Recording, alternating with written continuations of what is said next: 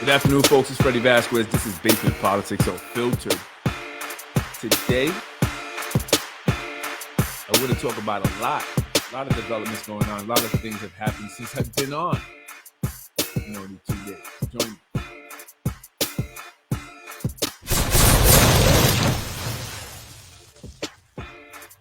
Ready. You're watching Basement Politics with my dad, Freddie Vasquez. You're watching Basement Politics with my dad, Freddie Vasquez.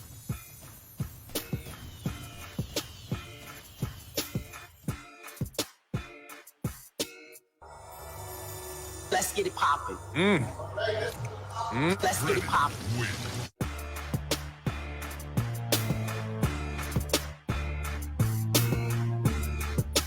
Good afternoon, folks. It's Freddie Vasquez. This is Basement Politics Unfiltered. And what you see in front of you are two of Yonkers' finest, Yonkers Police Department officers, the men and women who keep us safe here in the city of Yonkers, our beloved police department.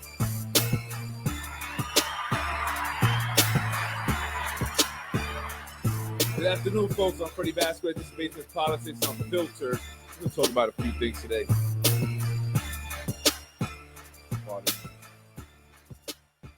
So, a lot of things have happened since I've been on, actually. There was a meeting, the budget meeting that took place on Tuesday. I want to talk about that. Also, today, I'm finding out, I'm sure many of you are finding out, that the 16-year-old who was driving the car, the BMW, that killed Officer Detective Sergeant Frank Galdino, will not be criminally charged. So his charges have been reduced, and he probably will not face any jail time at all. And I want to know what people are thinking about that. The police department has issued a statement as well.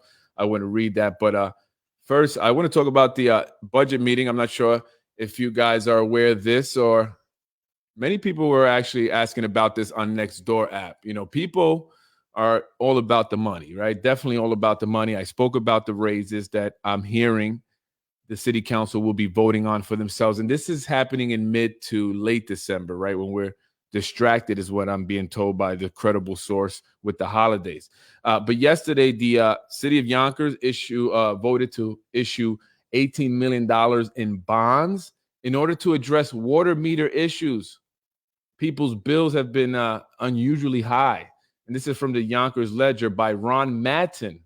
As many of you have read in the Yonkers Ledger, there was a Yonkers City Council public hearing to amend the 2023-24 capital plan by $18 million. The purpose of this is to increase, the purpose of this increase is to repair or replace our malfunctioning water meters. The system for reporting and recording water usage in the city of Yonkers has been inadequate for years. Only 4 employees, this is crazy, only 4 employees were responsible for reading over 30,000 water meters within the 6 Yonkers water districts. Why not at least have 6, right? 1 in each district. At best, they read 5,000 meters per report cycle. The city billed water usage twice a year, and most of us received estimated bills, right? And that estimated bill stuff sucks. So in case you're wondering, that's why $18 million to address this problem. In 2013, Mayor Spano announced the city would be automating the process. This was to be a significant improvement. Yonkers entered into an agreement with Muller Water Systems and Keystone Utility Systems. Muller supplied the units and Keystone installed them.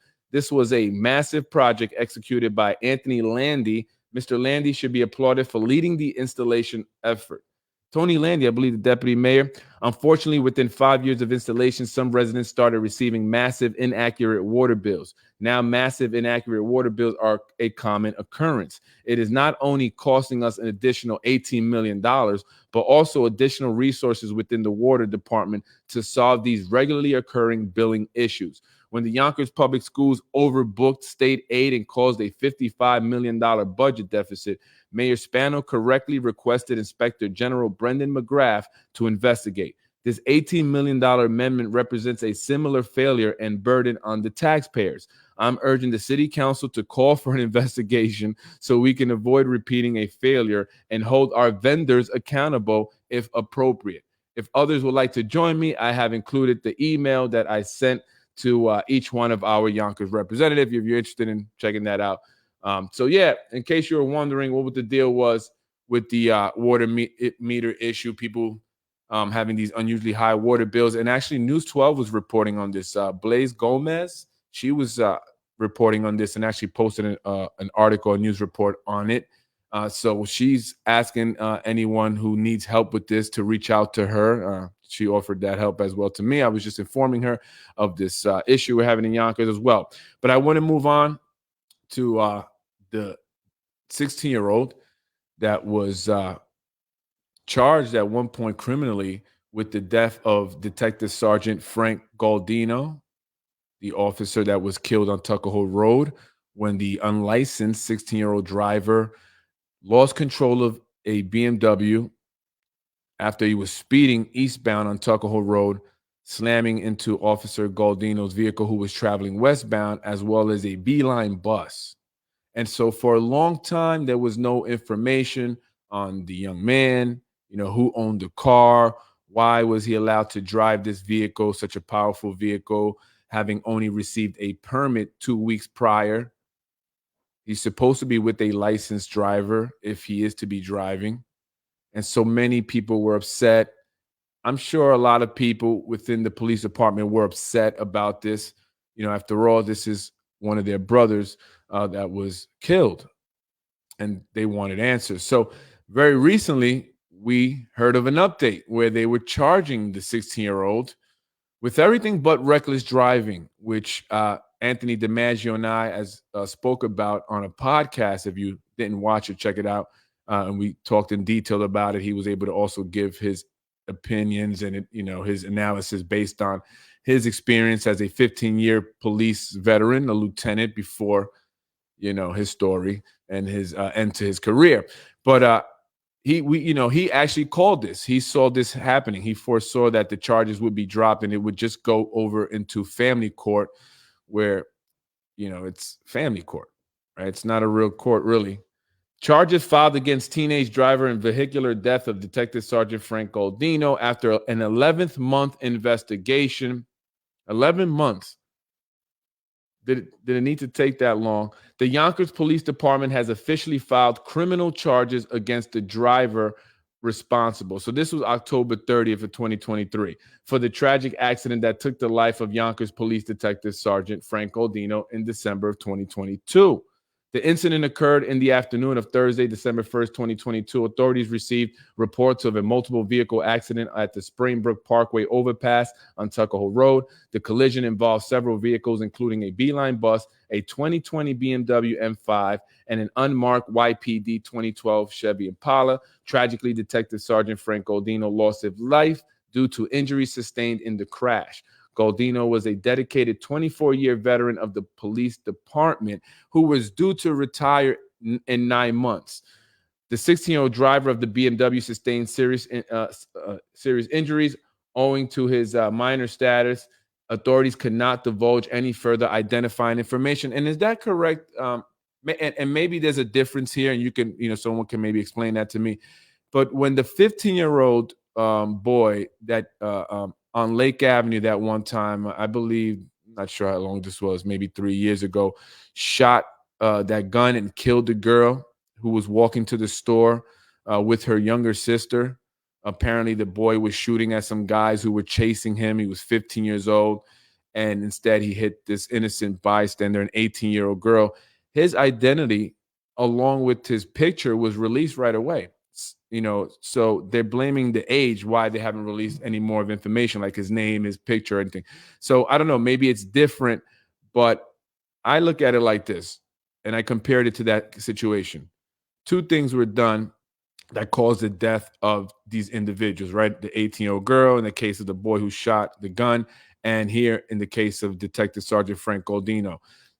These two individuals were doing something they were not supposed to be doing. One was carrying an illegal weapon, right? Sure, he didn't mean to kill the girl, but he still did. And he did it because he was committing a crime.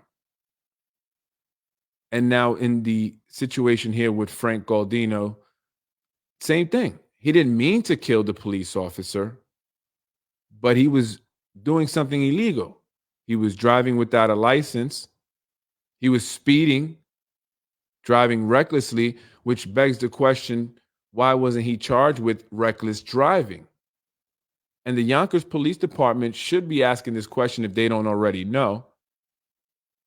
If he were to be charged with reckless driving, that would have prevented it from being put into the family court. He would have actually been charged as an adult. So if you guys want to see justice, I know the police department issued a statement. I'm going to read that.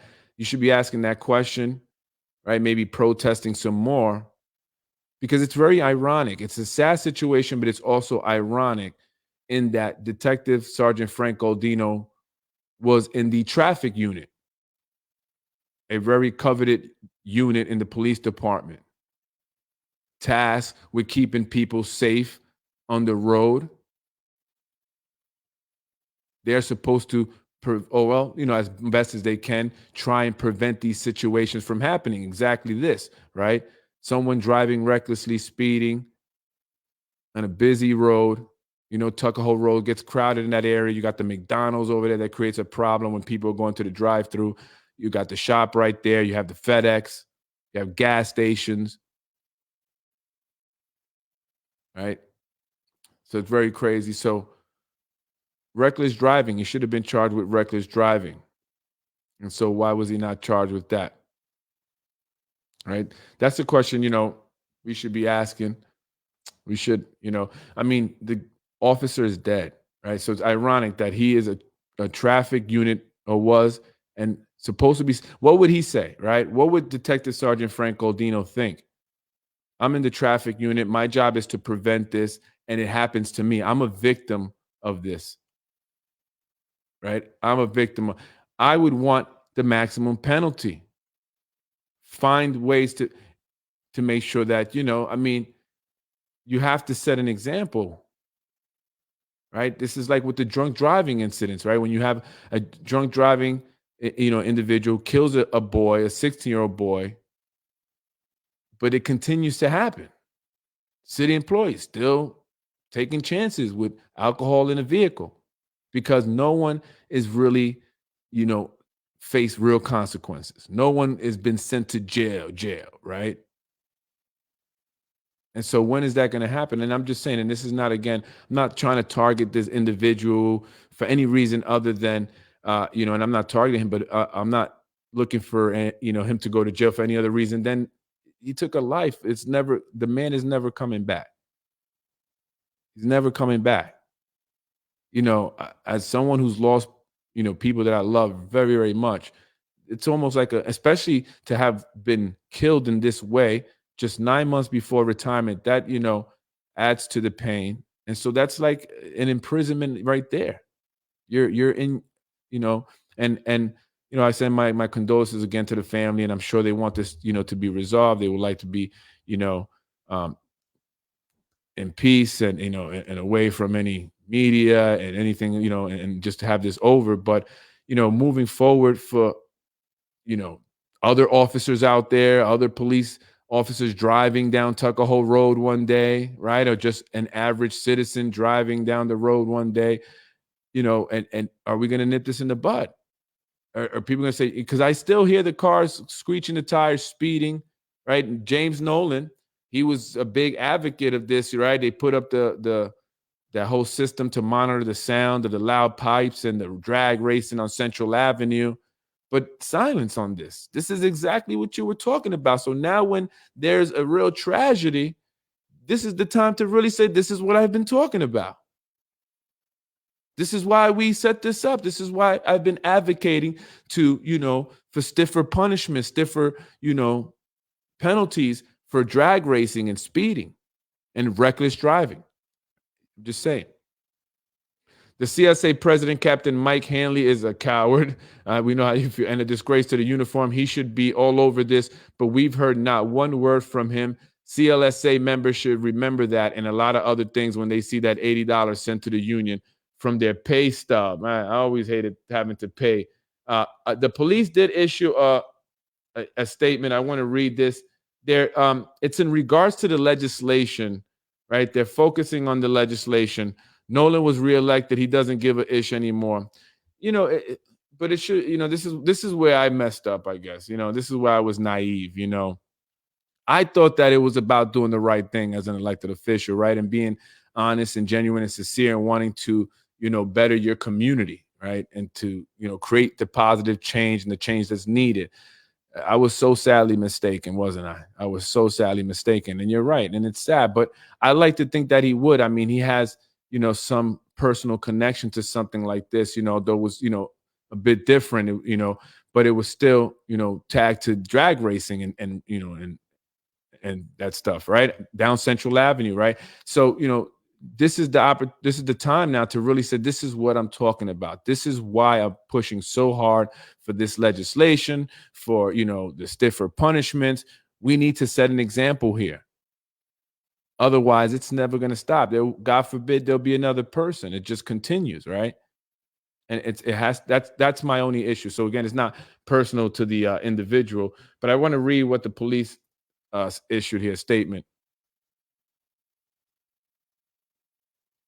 Yonkers Police Department statement regarding developments in the case against a teen charged in the death of Detective Sergeant Galdino. On November 29, 2023, the Yonkers Police Department was notified by the Westchester County District Attorney's Office of a development in the criminal case involving the teen charged in the death of Yonkers Police Detective Sergeant Frank Galdino. Due to legislation passed in recent years, when a minor is charged with a qualifying crime, the court system has the sole authority to transfer the case from the youth part of criminal court to be adjudicated in family court in the interest of justice. In the interest of justice, you hear that? So it's reducing the charges, right, and not setting an example in the interest of justice. According to these laws, in this particular case, the defendant's age and the charge of criminally negligent homicide, meet these aforementioned qualifications. Therefore, a decision was made by the court system, and this case will now be adjudicated in Westchester County Family Court. We are hopeful that despite the change in venue, appropriate justice will be delivered for all involved. We thank the Westchester County District Attorney's Office for all of their effort in processing or prosecuting this case and for their continued support. Really. Who is this guy connected to? I don't really know 100%. So I don't want to say any names. From what I've heard from sources not verified, I have credible sources and I have good sources that, I still have to verify this stuff. And I have sources that, I can almost not have to verify anything because it's just right. But this is sources that I kind of still have to verify. But what I'm hearing is that the individual is an elected official, a state elected official, right? That could be wrong. That could be wrong. But that's what I'm hearing. And, and the Yonkers Police Department, again, I have a lot of respect for you guys, the men and women. And I understand it's, and as we spoke about this with Anthony DiMaggio, is not the, rank and files, not the, men and women out there in the street. A lot of it, when it gets to the top, to the brass, it becomes political, and it's only so much that can be done. But this is kind of like, it's not a really strong statement, right? You're just kind of like, well, because of this legislation that's passed, it is what it is. Hopefully, they'll give the stiffest punishment in family court and we'll be good with that. Thank you for the DA for doing your best efforts. But again, and Anthony DiMaggio mentioned that, right? You could have charged the boy with reckless driving. That would have been different. That charge would have been different. I mean, there's video footage of the car driving, recklessly speeding. That's why he lost control to begin with, right? That reckless driving is the same to me as the boy holding a gun illegally and shooting it. When you're driving like that recklessly and you're unlicensed, you're not supposed to be on the road driving, normal, let alone recklessly driving. So, and that led to this incident. So I'm sorry, unfortunately, yeah, it's a bad situation, but these are things that we already know prior, right? It's not like we didn't know that this could happen. If you drive crazy and lose control, you could kill somebody, right? It happens. It's not like you didn't know that if you get in the car after drinking so many, beers and shots or whatever, taking so many shots, that you can crash and kill somebody, right? It's happened time and time again. So you are now responsible for making the right decision. Do I get in that vehicle? And if I do decide to do that, I'm doing so illegally. And now anything that occurs, I have to face the consequences for that, right? To the fullest, right? They can't just say, oh, it was an accident. It's unfortunate. It's not like, he accidentally hit a curb and popped his tire, right? People died here. People are never coming back. That's all I'm saying. And if it was a family member of mine, I would be pissed at this. I would be very upset, right? I don't care about money. I'm not looking to sue. That's not my goal. Okay. I don't care. Money can't bring people back. Okay. You can't, so that's just what I'm saying. Punishment by his daddy, maybe no new car for 3 months. Exactly. Remember that the legislators who raised the ages still want the 16 and 17-year-olds who commit vehicle and traffic law crimes to be prosecuted in criminal court. Mimi could have and should have charged him that way, right, with reckless driving. So it would have remained in criminal court. So why isn't that an option? And Yonkers Police Department, in your statement, you should be asking this question. Why was that not an option? Why was he not? I mean, we can see just from the bit of video that we were privy to, right? You can see that's why he loses control, right? He's switching lanes all crazy, right? And it's very bumpy in that area, so it's, your car can hit a bump and you lose control, your wheels get off the ground a bit and, that's what happens. And what about the adults that own the car? No, you allowed this, I think they should have to be able to prove that he stole the car, because if he wasn't given permission, then he stole the car. Isn't that another charge, right? Stealing the car. And on top of that, now you're doing another thing illegal, that's illegal, and you're causing the death, right? But if he was given permission, then what about the poor decision made by the adult that led to this death? What about the consequences that they suffer? Right? Not everybody has money to be able to pay victims in civil suits, right? So, and it's not always about money. It's about making sure that people think twice about doing this, because they know that if they do this, if I give the key to someone that's not supposed to be driving and he then goes and drives erratically and kills someone, that I face criminal charges for doing that. I basically gave the person a loaded gun, not to go shoot anybody, but he's playing with it, showing off, and he shoots somebody. And now they're dead. You see what I'm saying? There's no difference. There's no difference to me. There's no difference. They should charge the car owner. That's what I'm saying. I agree with that, because again, that person, and again, this is not personal. Look, again, it's not personal. I'm trying to, and by the way, I'm not threatening to kill anybody. What I'm saying is that, I will fight this fight till we old and gray and we die of natural causes, right? Or till people end up in jail. But I could do neither. I can't put people in jail. And I'm referring to some comments I made in a podcast, because I think some people were like, whoa, what's going on? Relax, folks. You know what I mean? Look at the record, right? Look at the record. Compare my police record to the people that I've spoken about, right? And so what are the probabilities that they're going to be more likely to do something than I am, right? So I just want to say that. And to the people that I have mentioned on this podcast that are upset about it, that don't like it, right? And and I'll say names, the people, who I don't want to go through names, right? And some of them have called me recently. Some of them even have texted me recently about things that I posted, and I'm not going to talk about it. I told you. Right. And I'm just saying that, what about this guy on the Yonkers Newswire? And let's just be quite honest. And some of you know this. Some of you know this, and I don't want to say how you know this, because again, I don't want to put conversations we had out there.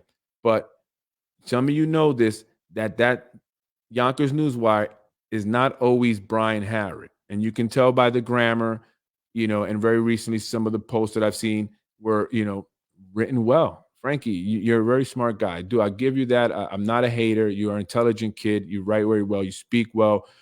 You know, your mom and dad should be proud of you, right? You know, uh, but I know that that's you on the Yonkers post when you're making those comments. And so they put another post out saying, "Oh, he's not doing a podcast. Hasn't done one in a week. Oh, you're not right." So the point is that you don't like when I come on a podcast and I say things, right? But you have this individual looking to poke, right? If I'm being quiet, if I haven't done a podcast in a week or whatever, then why are they making a post about it? They're egging it on, right? And so then if I respond, because they're talking about my wife again, they got to mention my wife, who has nothing to do with any of this. So it's obvious that they are looking to try and poke and jab. If I'm being quiet, where's the ownership on those guys? Where's the responsibility on them? Are they not creating a problem? That's instigating a problem. If Freddie Vasquez has been quiet, you're making a post that he hasn't done a podcast in a week. Oh, is he in social media jail? Are you looking for me to do a podcast? Do you want me to attack people? Is that what it is?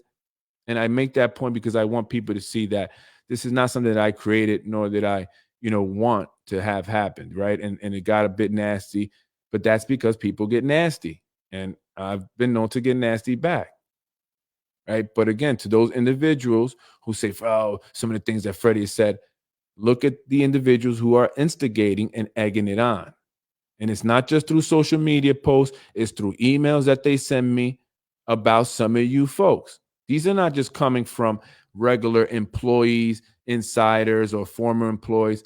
Some of these emails about your guys' business is coming from people that you are next to at some of these events you attend. You have to understand that. And so they're doing this and they're hurting you to get me to say things that hurts you or bothers you or makes you upset, whatever it is that drives you to reach out to me, right? So how about you next time you're at an event with them, you say, listen, if the guy is not bothering anybody, why are you going to bother him?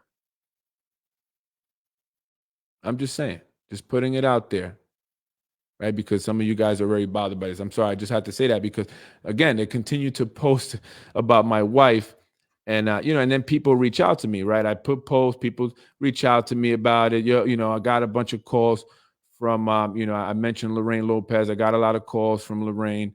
And, you could reach out on the podcast. I'd love to have you on because, this is something I do on the podcast, right?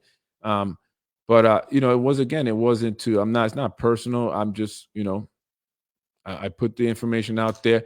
But again, you are players. You are all players. There's no victims here. When you're in the game, you're a player and you're not a victim. We all suffer tragic, incidents that we have in our personal lives, right? It's like an athlete. Something happens in their personal lives. They still got to come to the game and show up, right? And you guys have come to the game and you guys have shown up even in times when I was down. You don't know when I'm down. You don't know what I'm going through, right? But you still have you guys attack, right? So just think about that, talk to your people, Frankie, maybe one day you and I will actually sit down and talk, and I hear that, you're very upset with me about some things that I said, but, my wife is a mom too, she has 2 kids. And although they're not your age and aware enough to get on social media and defend their mom, she's a mother too. Not just my wife. So, you've done a lot of stuff, come on. Can't play victim, right? And say you're going to continue to hold this grudge because you are mad about some post that I put up when you see what's been done. You see what you've done. Come on, right? You don't think it's fair? Even at this point, right? So again, I want to talk about politics and I want to talk about the issues, not about, anything else that people are doing, that are criminal, right? Unless it pertains to politics and the issues, right? So if you stole turkeys or something like that, I won't mention it. But Lorraine, you have to, talk to your boys over there at the Yonkers Newswire and Yonkers Voice who continue to egg me on, because then I'm just going to shoot back. I don't care. I shoot at the whole team. I spray it up. You know what I'm saying? And I don't mean like with a real gun. I mean through the podcast. All right. Let's be very clear. All right. So think about that. I mean, they keep talking about my wife, and it's the team there. And so you can't be upset, right? So talk to them and you'll see how things will, because I tried, I did, we had a discussion, you know what I'm saying, Mr. ABC. And then I spoke to certain individuals who relayed a message and I was chill. But not you, but your guy, Brian, and, your son be messing around on that news wire too. They don't stop, right? They want to keep, and so just think about that, right? It's time. It's time. Anyway, folks, MGM Grand, check this out. Are you ready for this big, massive project here? This is the Empire City Casino, but this is what MGM is looking to do there. What do you think? This is going to bring a lot of people into the city of Yonkers. A lot of people from all over, Connecticut, the city, right? People are going to come here. It's going to flood Yonkers. It's going to create a lot more traffic, and it's great. But how is Yonkers going to benefit? They talk about the money that we're going to get, right? We were getting $19 million from Empire Casino. We've been doing that since 2007, I believe. But it still seems like we are always in need of money, especially the schools, right? Because we were all excited. The money for the schools, yeah, but the schools still need money. So how would this benefit the city? I'm just saying, like, Yonkers has truly become a borough of the city. Like, I really now feel like when I'm out and about that I live in the city, and I don't like it. No diss to the city people, because I meet them sometimes and I don't want to think that I don't like you guys. I grew up in Westchester, so I'm not a city guy, right? I don't like the double and triple parking. I don't like all the overcrowding and stuff like that. And it's going to be that way, right? We see it now. So it feels like the city out there. And as we continue to develop, and that's on the east side over there, folks, for you folks on the east side, it's going to get very busy. And I would imagine that's probably why there's so many houses for sale in Yonkers, right? I was looking at Zillow, and they have that chart there. You can see all the little numbers and the amounts, right, of the different houses for sale. And a lot of them are going for well over $1 million. Even in areas you wouldn't think they would be going that high for. So prices have definitely gone up, but there are a lot for sale. Are people looking to get out of Yonkers now? It's no longer the Yonkers it once was. Even 5 years ago, it's so crowded now. So crowded. So many cars on the road. So much construction going on. It's crazy. Cement trucks blocking streets and keeping people from parking. I got a picture the other day from a resident saying this is ridiculous. All these cement trucks in front of my, residence over here. I can't park. I can't do anything. People complain to me about the noise and stuff, but it's going to be like that for a while. Just wait till they get Chicken Island started, right? So that's what MGM Grand is looking to do. I don't know if you care about this. I'm not a big gambler, but I do know. And these people are open round the clock, man. This is sad. It's unfortunate. It's really, I think, predatory. I think this is predatory, especially in a time when people are in need, right? Financially, economically, so many people are hurting. Like, if you're not aware, check it out, man. A lot of people are going through it right now. The economy's bad. It's rough. And so people are looking for some form of hope, and they spend their last, become addicted trying to score big. So, the good thing is that they did allocate some money for gambling addiction, right? They talked about this. We have some money set aside to help people who develop gambling habits. So we're going to sell crack, but if you get addicted, don't worry, we got money to put you in rehab. but don't rehab too much, because we want you to come back, right?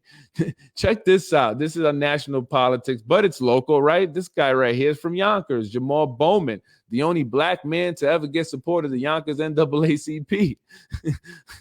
The only black person to get support from the Yonkers NAACP. Jamal Bowman pulled the fire alarm over at the Capitol building in order to stall a vote on a bill. He said he was trying to find the exit. He assumed that was the button to push to the doors to open. Come on. Like, if you buy that, I mean, Honestly, I got a bridge to sell you, right? So this guy right here, George Santos, is called. This is politics, folks. Politics has become a joke, a circus. It's ridiculous.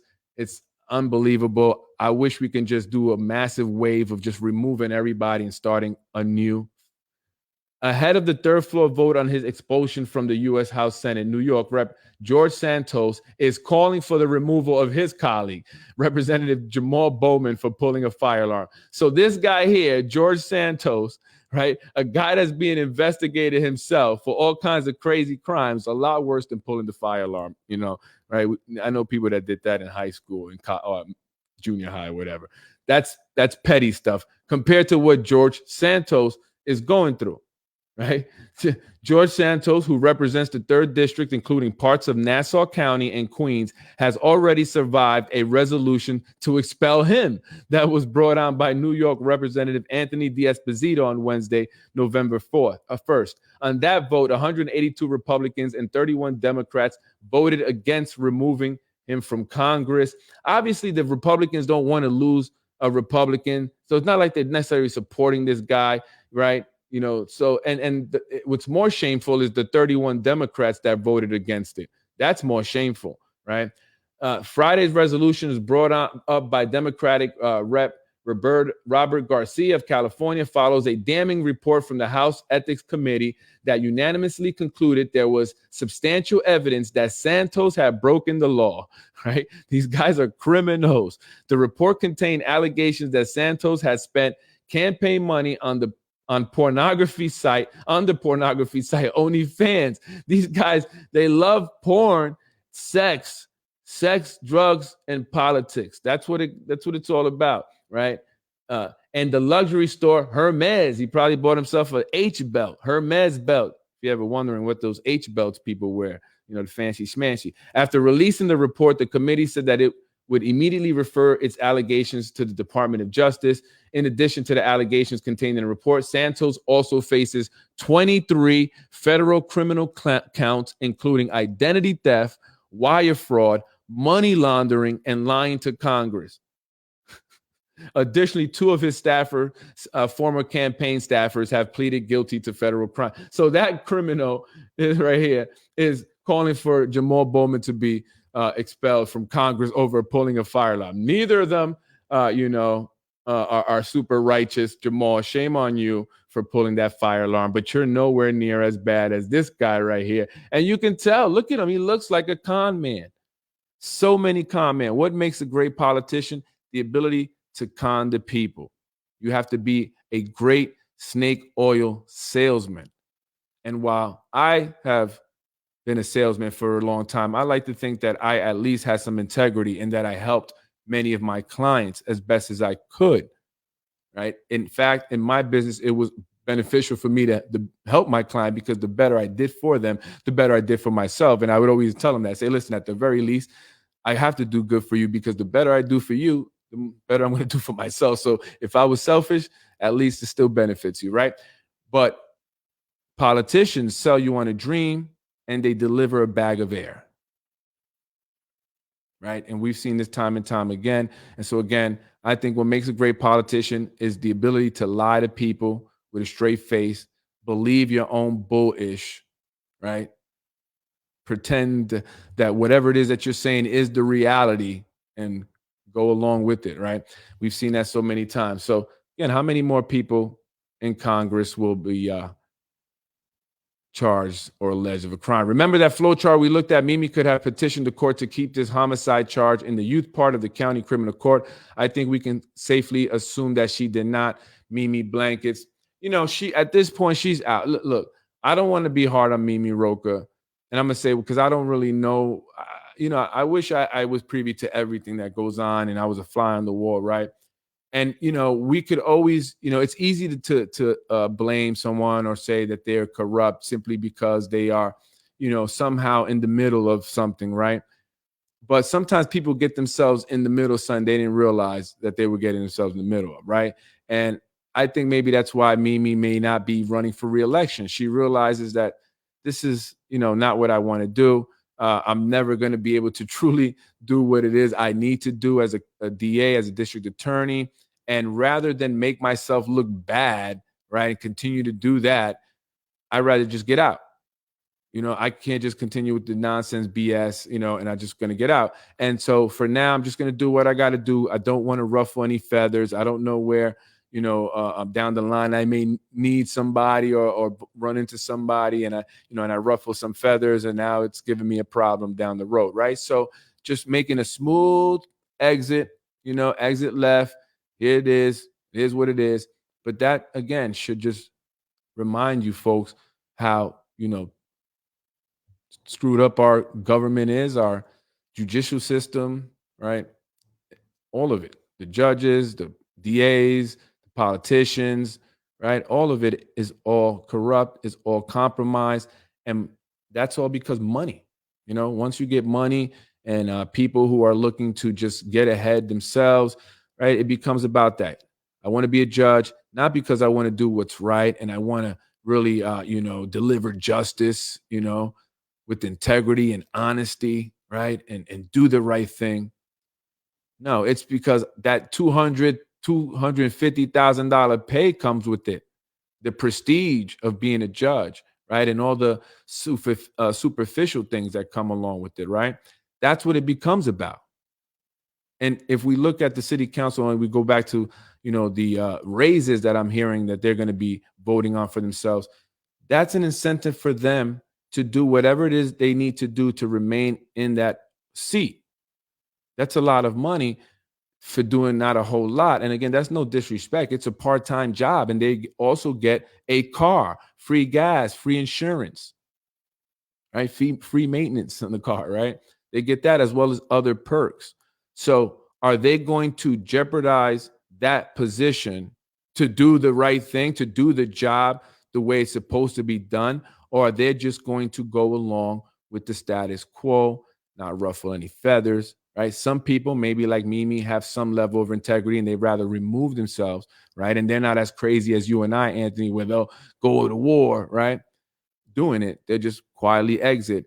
Others have no problem doing what they got to do, keeping the seat warm, and not doing anything productive for the people that voted for them, for their constituents, right? They have no problem doing as they're told to remain in that seat for however long as they, can. And by the way, I'm hearing that Anthony Moranti will be running for re-election. So although he was opposed to the extension of the term limits once again, he was opposed to a fourth term. He ran on the restored term limit line. He will be taking full advantage of it and running again. But why wouldn't he when I hear that the salaries are going to go up? He would be getting $74,000 a year. So why would he pass that up? Is he looking to stay there? And again, I'm not attacking you, Anthony Moranti. I'm just, analyzing the situation, I guess, live, right? Is he looking to remain there so he can continue or do the right thing for the people? Or is it the salary, right? And that goes for all of them, right? The incentive to extend terms. Now, there's still incentive again to next time introduce legislation to do away with term limits. There's a huge incentive for them to do that, right? They can stay there for as long as they can continue to get voted in or elected into office and continue making this $74,000, $100,000 a year for this part-time job that they can do in addition to other jobs. I'm going to do whatever I need to do to stay there, right? That's what many of them are thinking. And so there's a strong incentive and motivation for them to next introduce legislation to get rid of the term, right? So all their motivations, right, their incentives are financial, are based on the financial rewards and not on doing what's right for the people. And that's the problem that we have in government nowadays. There is too much money, and people are just there to put it in their pocket. So that's the issue. So either we're going to just say, do what you got to do for yourself, and it's every man for themselves, and nothing's going to change, or the people are going to say enough is enough. We see it for what it is at this point, and we have to come together and say something about it. But it's difficult for us to do that because we ourselves have financial interests that we have to protect, right? We still have bills. So there's the dilemma. And that's how they win.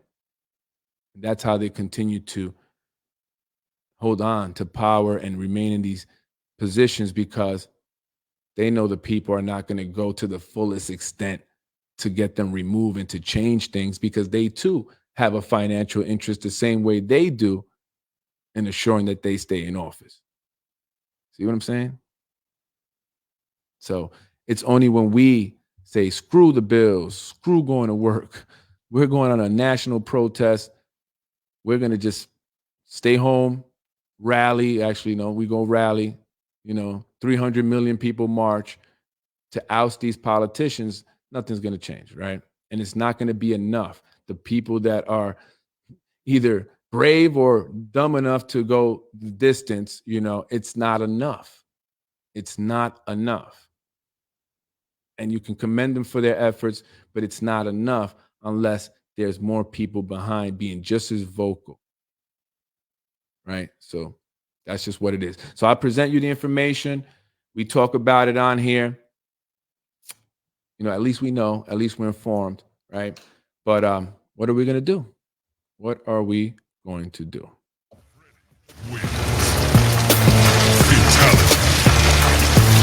Oh, by the way, Yonkers, also in the budget meeting, I did want to touch on this, settled on some lawsuits from 1970 and 80s, $2 million, totaling $2 million to 4 former students.